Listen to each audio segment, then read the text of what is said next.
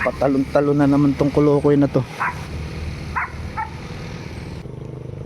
Yung kubo dito ni Pastor, nabubulok na, sayang. Ayan, dito na kami sa may taas, sa may hagdanan. Ito yung papuntang rest house yung dati ko tinitiran. Ayun, yun. Wala pa nga ako sa kalahatin tong hagdanan, mataas to eh. Ano to, may wala pang almost 300 step tong hagdanan na to. Mataas. Naalala ko nung diyan pa ako nakatira sa rest house, pag kumukuha ko ng tubig, yung gagamitin ko tubig dyan sa rest house, yung kasama na yung pang-inom, panligo, panlaba, panagluluto, kinukuha ko pa doon sa bahay ng pinsan ko. Ang layo, tas iakit mo dito sa hagdanan ngayon, yung hirap yan. Mayroon mo mga isa't kalahating taon ginagawa ko yun. Tapos dumating yung araw na binuhay, kasi merong balon dyan. Matagal na yung balon na yun kinabitan nila Pastor ng motor, tapos naglagay sila ng tangke doon, yung water tank. Pero ngayon wala na, inalis nila, nilipat nila sa ibang lugar. Kasi noon ang dami nilang tanim dito na doon sa likod, ang daming tanim na gulay. So pag summer kailangan ng tubig, kaya sila ng tubig dito sa bomba, tapos naglagay ng water tank dito malapit sa tabi nung rest house. Kaya hindi ako nahihirapan noon ng tubig. Ang binibili ko lang yung inumin, kasi yung tubig sa balon hindi pwedeng inumin Pwede mo magamit mo panlaba, panligo, panagluluto ko, yun lang ang gamit nun. Pero nung tumigil na yung pagtatanim ng gulay, siguro nagsawa na si Pastor pagtatanim ng gulay, wala na pabayaan na yung dito. Sayang yung bomb. Pero buhay pa naman yung balon, magagamit pa yan kung i-activate uli nila, lagyan uli ng motor, ibalik yung motor, magagamit uli, tas maglagay na naman ng tangke, water tank kung saan nila gusto. Dumidilim na naman, lumabas na naman yung mga ulap. Ngayon si Bogart ayaw maggala ni Bogart Ito si Bogart kasi napaka-arte nito. Pag maputik, basa, ayaw gumala niyan. Hindi yan kapareho ni Bonnie. Si Bonnie walang pinipili. Si Bonnie kasi mas gusto niya nga yung basa, may tubig, maputik. Yan ang gusto ni Bonnie. Naglalaro siya sa basa. Mahilig sa tubig si Bonnie. Pero si Bogart, pan dry season tong kulukoy na to Ayaw niya ng basa, ayaw niya ng maputik. Nandidiri yan pag maputik. Nakita niya, andito lang sa sagdanan, ayaw gumala ng walang niya. Lalaki na ng coconut dito. 8 years ago dumating ako dito. Hindi, 7 pala. 7 years ago ako dumating dito. Yung mga coconut na yan, nandyan, maliliit yan. Kaya kung nandito ka sa gate, titingin ka dito, doon sa may landahan, kitang-kita mo yung landahan. Dahil malilit pa yung coconut. Ngayon, lalaki na ng coconut Hindi mo na makita yung landahan, kasi yung landahan natatakpan ng coconut, yung mga daon ng coconut.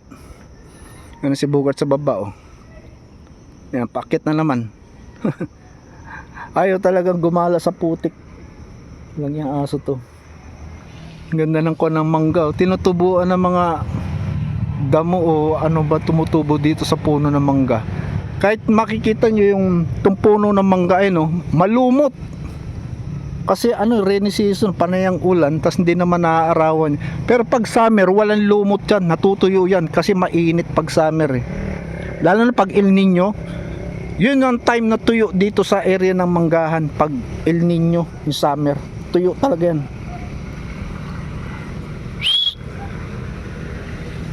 Saan pupunta yun? Nag-iikot-ikot. Hindi mapakali yung kulukoy, gustong gumala kaso naiilang talaga siya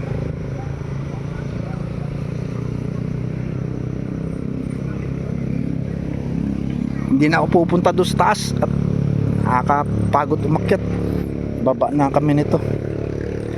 Si Bogart kasi gusto nitong lumipat ng ibang lugar, ayaw niya dito. Ayun, may usok doon, andun yung mga trabahador ni Pastor, naglilinis sila doon sa area.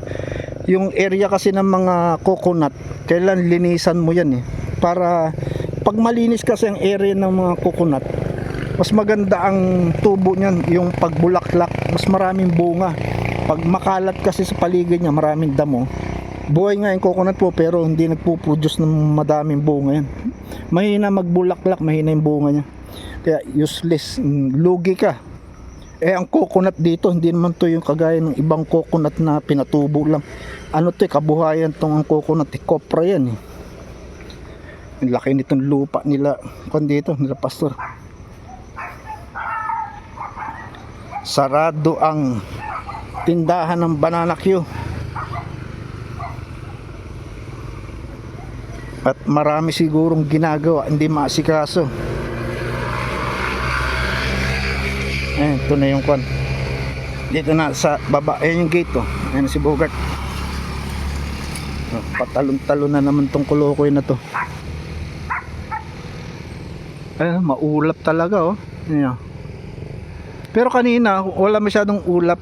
Pero pagising ko kasi ng 6:30 talaga madilim.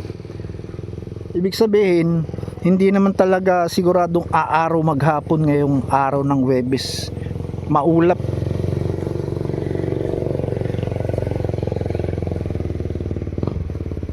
Ayan yung papuntang Libuton, yung kalsada na yan. Tapos yan papunta sa hospital. Malinis dito sa baba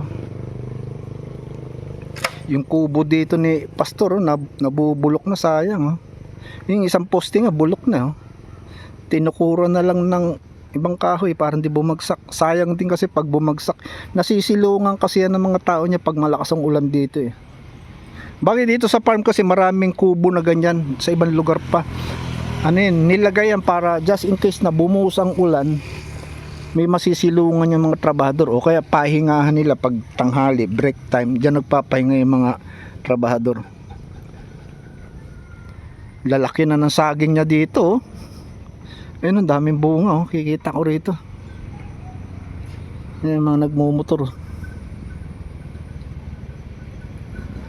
mga walang helmet, walang lisensya, expired ang rehistro o walang rehistro. Bagay yan ang nakasanayan kasi nila kasi inaano nila, yan ang kalakaran dito. Kaya marami din sa mga nagmumotor dito, hindi rin makalayo yan, yung pupunta sa highway, sa malayo, hindi uubra yan.